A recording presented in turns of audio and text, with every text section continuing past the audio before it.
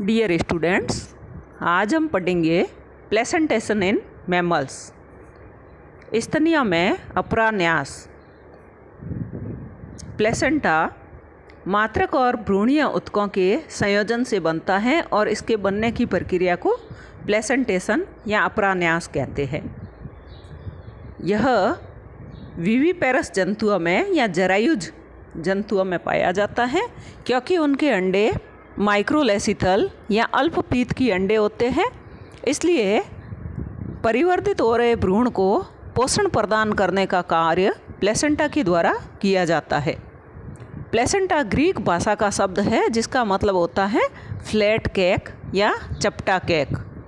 Placenta एक अस्थायी अंतःस्रावी ग्रंथि है जो कि गर्भावस्था के दौरान बनती है और गर्भावस्था के बाद में समाप्त हो जाती है।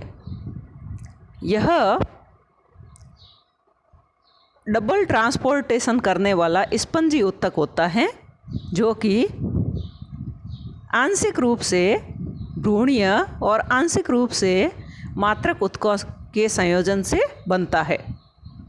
इसमें एम्ब्रियोनिक पार्ट या भ्रूणीय भाग को फीटल प्लेसेंटा कहते हैं और यूटेराइन पार्ट यानी कि जो मात्रक पार्ट है, गर्भाशय का भाग है, उसको मैटरनल प्लेसेंटा कहते हैं।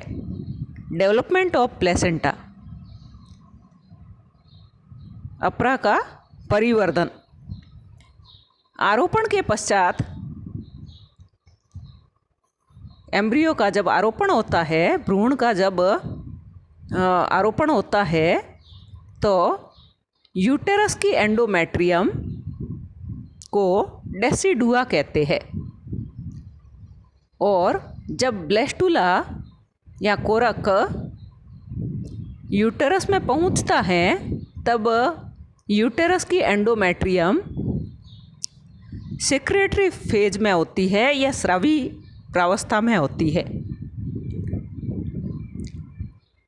जो कि आरोपण के समय भी उसी अवस्था में बनी रहती है और उसकी स्ट्रोमल कोशिकाएं, उसकी स्ट्रोमा कोशिकाएं आकार में बड़ी हो जाती है और ग्लाइकोजन और वसा को संग्रहित करने का कार्य करती है।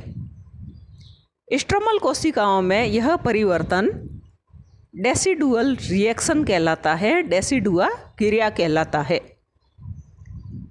डेसिडुआ का वह भाग जो कि प्लेसेंटा का निर्माण करता है उसको डेसिडुआ बेसिलिस कहते हैं या आधारी डेसिडुआ कहते हैं। डेसिडुआ का वह भाग जो कि भ्रूण को यूटेराइन कैविटी से, गर्भाशय गुहा से अलग करता है, उसको डेसिडुआ कैप्सुलेरिस कहते हैं और यूटेराइन कैविटी का, गर्भाशय गुहा का शेष भाग डेसिडुआ पेराइटेलिस कहलाता है। जैसा कि डायग्राम में बताया गया है, यहाँ पर ऊपर की तरफ डेसिडुआ बेसिलिस यानी कि वह भाग जहाँ से प्लेसेंटा फॉर्मेशन होता है। सेकंड है कोरियन, ये एम्ब्रियोनिक टिश्यूज़ है, यहाँ पर भ्रूण है यहाँ पर, और इसको घेरे हुए नीचे की तरफ डेसिडुआ कैप्सुलेरिस है जो कि भ्रूण को शेष यूटेराइन कैविटी से अलग करने का कार्य करता है।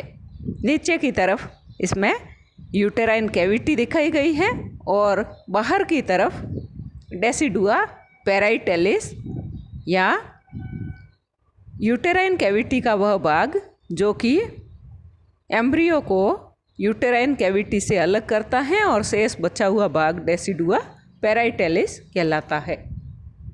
नेक्स्ट है formation of chorionic villi. Chorionic अंकुरों का निर्माण या कोरियोनिक विलाई का निर्माण। प्लेसेंटा की जो मुख्य संरचना है वो अंगुलीनुमा विलाई होती है या अंगुलीनुमा रसंकुर होते हैं जो कि मैटरनल ब्लड को घेरे हुए रहते हैं और मात्रक और भ्रूण के बीच में ट्रांसपोर्टेशन का काम करते हैं। Exchange with in the villi wall और भ्रूण और मात्रक ऊतकों के बीच में जो ट्रांसपोर्टेशन होता है वह विलय की भित्ति के द्वारा होता है, विलय की भित्ति के अंदर होता है। विलय की उत्पत्ति या इन अंकुरों की उत्पत्ति ट्रोफोब्लास्ट के द्वारा होती है। ट्रोफोब्लास्ट जब इसके नीचे मीजोडर्म उपस्थित होती है और इसको कोरियन कहते हैं। ट्रोफोब्लास्ट जब इसके नीचे उपस्थित मीजोडर्म और इन दोनों को मिला करके कोरियन कहते हैं और ये मिलकर के विलय का निर्माण करते हैं, तो इस विलय को कोरियोनिक विलय कहते हैं। शुरुआत में ट्रोफोब्लास्ट सिंगल लेयर्ड होती है और इसमें विभाजन होता है जिससे कि 2 लेयर्स या 2 परतें बन जाती है। डेसिडुआ के निकट स्थित जो कोशिकाएं होती हैं उनकी झिल्ली विलुप्त हो जाती है और सिंसिशियम अवस्था आ जाती है। इसलिए इस परत ट्रोफोब्लास्ट की इस परत को सिंसिशियो ट्रोफोब्लास्ट कहते हैं। इसके नीचे के दूसरे स्तर को साइटोट्रोफोब्लास्ट कहते हैं। तो सबसे पहले यह सिंगल लेयर्ड होती है, फिर इसमें सेल डिवीज़न होता है जिससे कि यह डबल लेयर्ड हो जाती है और ऊपर वाली लेयर जो है वो डेसिडुआ के निकट वाली उसकी मेम्ब्रेन, सेल मेम्ब्रेन डिसअपियर हो जाती है और सिंसिशियम स्टेज आ जाती है। क्योंकि यह ट्रोफोब्लास्ट की लेयर थी इसलिए इसको सिंसिशियो ट्रोफोब्लास्ट कहते हैं और नीचे वाली लेयर जिसमें कि सेल मेम्ब्रेन डिसअपियर नहीं होती है इसको साइटोट्रोफोब्लास्ट कहते हैं। सिंसिशियो ट्रोफोब्लास्ट जो है वो मोटी हो जाती है और इसमें छोटी छोटी कैविटीज या छोटी छोटी गुहाएं विकसित हो जाती हैं जिनको लेक्यूनी कहते हैं और ये लेक्यूनी एक दूसरे से सेप्टा के द्वारा अलग होती है और इन सेप्टा को ट्रेबिक्यूली कहते हैं। अंत में ये सारी लेक्यूनी फ्यूज हो जाती है, आपस में मिल जाती हैं और बड़े आकार के स्पेस या अवकाश बनाती है। सिंसिशियो ट्रोफोब्लास्ट एंडोमेट्रियम में, यूटेरस के एंडोमेट्रियम में वृद्धि करता है और इससे एंडोमेट्रियम में उपस्थित ब्लड वेसल्स डैमेज होकर के खुल जाती है और ब्लड इन लेक्यूनर स्पेसेस में भर जाता है। उसके बाद में साइटोट्रोफोब्लास्ट सेल्स भी विभाजित होती है और वो ट्रेबिक्यूलस में प्रवेश करती है और यह केंद्रीय कोर का या केंद्रीय क्रोड का निर्माण करती है और ट्रेबिक्यूलस में इनको ट्रेबिक्यूलस को अब प्राइमरी वीलस कहते हैं, प्राथमिक वीलस कहते हैं। इसके बाद में एक्स्ट्रा एम्ब्रियोनिक मेम्ब्रेन जो कि ट्रोफोब्लास्ट के नीचे उपस्थित थी, एक्स्ट्रा एम्ब्रियोनिक मीजोडर्म जो कि ट्रोफोब्लास्ट के नीचे उपस्थित थी, वह सेंट्रल कोर में प्रवेश करती है। इस प्रकार से मीजोडर्म अंदर की तरफ होती है, साइटोट्रोफोब्लास्ट उसको घेरे हुए होती है और सबसे बाहर की तरफ सिंसिशियल लेयर उपस्थित होती है।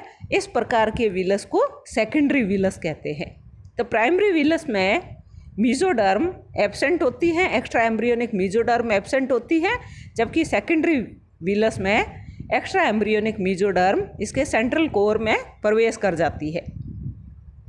उसके कुछ समय बाद में ब्लड वेसल्स जो है मीजोडर्म में ब्लड वेसल्स विकसित हो जाती है और वीलम पूर्ण रूप से विकसित हो जाता है। इस प्रकार के वीलस को टर्सरी वीलस या तृतीयक वीलस कहते हैं। अब फीटल ब्लड जो है, भ्रूणीय रक्त जो है वो विलय के द्वारा ट्रांसपोर्ट होता है और मैटरनल ब्लड जो है वो 2 विलय के बीच में उपस्थित होता है। बाद में साइटोट्रोफोब्लास्ट वृद्धि करता है और सिंसिशियम से वृद्धि करता है और साइटोट्रोफोब्लास्ट की कोशिकाएं फट जाती हैं और एक परत बनाती है जो कि सिंसिशियम को डेसिडुआ से अलग करती है। कोशिकाओं की इस परत को साइटोट्रोफोब्लास्टिक सेल कहते हैं, साइटोट्रोफोब्लास्टिक कवच कहते हैं। जैसा कि इस डायग्राम में बताया गया है किस प्रकार से विलस फॉर्मेशन होता है। फर्स्ट डायग्राम में डेसिडुआ जो है यूटेरस की एंडोमेट्रियम जो कि प्लेसेंटा का निर्माण करती हैं उसको डेसिडुआ कहते हैं। इसके जस्ट नीचे की तरफ ट्रोफोब्लास्ट है और ट्रोफोब्लास्ट के नीचे एक्स्ट्रा एम्ब्रियोनिक मेम्ब्रेन उपस्थित है। अब सेकंड डायग्राम में ऊपर की तरफ डेसिडुआ स्थित है, यानी कि यह मात्रक या यूटेरस की एंडोमेट्रियम है। इसके नीचे उपस्थित जो ट्रोफोब्लास्ट थी जिसमें पहले कोशिकाएं थी, अब इसकी दो परतें बन जाती हैं। ऊपर वाली परत जिसमें सेल मेम्ब्रेन गायब हो जाती है या विलुप्त हो जाती है, इसको सिंसिसियो ट्रोफोब्लास्ट कहते हैं। और इसके नीचे वाली लेयर जो है साइटोट्रोफोब्लास्ट है और सबसे नीचे की तरफ एक्स्ट्रा एम्ब्रियोनिक मेम्ब्रेन है। इसके बाद में थर्ड डायग्राम में सिंसिसियो ट्रोफोब्लास्ट में छोटी छोटी कैविटीज़ गुहाएं बन जाती हैं जिनको लैक्यूनी कहते हैं। तो इनको दिखाया गया है।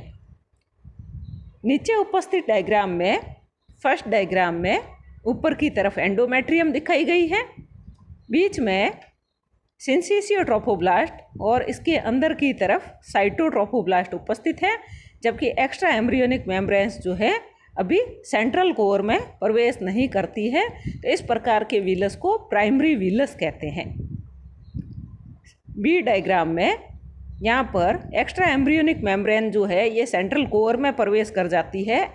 इस विलस को सेकेंडरी विलस कहते हैं। तो इसमें मीजोडर्म, एक्स्ट्रा एम्ब्रियोनिक मीजोडर्म बीच में है, इसके बाहर की तरफ साइटोट्रोफोब्लास्ट की कोशिकाएं हैं और सबसे बाहर की तरफ सिंसिसियो ट्रोफोब्लास्ट उपस्थित है।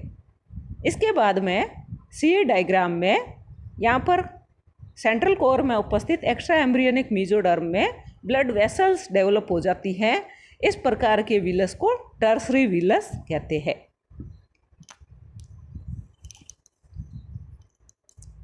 तो इस प्रकार से जो साइटोट्रोफोब्लास्ट की कोशिकाएं जो सेल का कार्य करती है, जो कि सिंसिसियो ट्रोफोब्लास्ट को डेसिडुआ से अलग करने का कार्य करती है, ये कोशिकाएं लगातार विभाजित होती जाती हैं और इनके कारण प्लेसेंटा का साइज जो है वो बढ़ता जाता है। जो सबसे पहले परिवर्तित होती है उसको एंकरिंग विलाई या लंगर विलाई कहते हैं और इसके मेन ट्रंक को, इसके मुख्य स्तंभ को ट्रंकस कोराई कहते हैं और इसकी शाखाएं और उनमें से पुनः शाखाएं निकलती रहती हैं और ये रेमी और रेम्यूली कोराई का निर्माण करती है। इसमें से असंख्य शाखाएं निकलती है और अंत में ये इंटरविलस रीजन में भर जाती है। तो इंटरविलस रीजन जो है, दो विलाई के बीच वाला क्षेत्र जो है इंटरविलस स्पेस, वो इन रेम्यूली कोराई और इनसे निकलने वाली जो विलाई की शाखाएं हैं उन शाखाओं के द्वारा भर जाता है। इस प्रकार से ट्रांसपोर्टेशन सरफेस जो है मैटरनल और फीटल रीजन के बीच में बढ़ जाती है। तो परिवहन की सतह जो है वो मात्रक और भ्रूणीय क्षेत्रों के बीच में बढ़ जाती है। जैसा कि इस डायग्राम में बताया गया है, डायग्राम में ऊपर की तरफ जो है यहाँ पर ब्लड वेसल्स है जिसमें कि अम्बिलिकल आर्टरी और अम्बिलिकल वेन उपस्थित हैं। जो अम्बिलिकल वेन जो है यह फीटस को ब्लड के साथ में पोषक पदार्थ ले जाने का कार्य करती हैं, ऑक्सीजन पोषक पदार्थ ले जाने का कार्य करती है। और अम्बिलिकल आर्टरीज जो है वो फीटस से लाने वाले एक्सक्रीटरी मैटर को यहाँ लेकर के आती है। ये नीचे आकर के यहाँ पर शाखित हो जाती हैं जिनको कॉरियोनिक विलाई कहते हैं। ये विलाई जो हैं कॉरियोनिक विलस के अंदर उपस्थित है और यहाँ पर इंटरविलस स्पेस, बाहर की तरफ इंटरविलस स्पेस उपस्थित है और यहाँ पर उपस्थित जो इंटरविलस स्पेस है इसमें मैटरनल ब्लड भरा हुआ है। नीचे की तरफ मदर से आने वाला ब्लड और मदर को वापस जाने वाला ब्लड दिखाया गया है। तो आने वाले ब्लड में पोषक पदार्थ ऑक्सीजन उपस्थित होते हैं जो कि आकर के इंटरवीलस स्पेस में भरते हैं और जहाँ से विलाई के द्वारा इसको भ्रूणीय ऊतकों तक पहुँचाया जाता है। तो इसमें मात्रक भाग को भी दिखाया गया है प्लेसेंटा के और इसके फीटल पोर्शन को भी दिखाया गया है।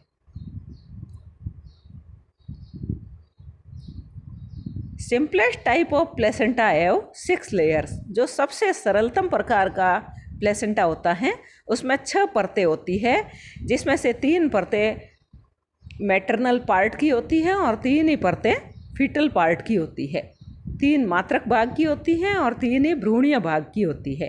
तो मात्रक भाग की जो 3 परतें हैं उसमें मैटरनल एंडोथीलियम यानी कि यूटेरस की एंडोथीलियम है, यूटेराइन कनेक्टिव टिश्यू यूटेरस के या गर्भाशय के संयोजी ऊतक है, और यूटेराइन म्यूकस एपिथीलियम और यूटेरस की म्यूकस एपिथीलियम है। फीटल पार्ट जो है वो है कॉरियोनिक विलाई, कॉरियोनिक अंकुर, फीटल कनेक्टिव टिश्यू, भ्रूणीय संयोजी ऊतक और फीटल एंडोथीलियम और भ्रूणीय endothelium. Classification of placenta. Placenta का वर्गीकरण।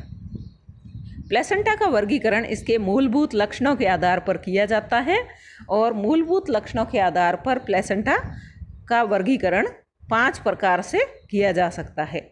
पहला है इसकी उत्पत्ति के आधार पर, दूसरा है इसकी घनिष्ठता के आधार पर, तीसरा है इसके आरोपण के आधार पर, चौथा है विलाई के वितरण के आधार पर और पांचवा है औतिकी के आधार पर या on the basis of histology. Thanks.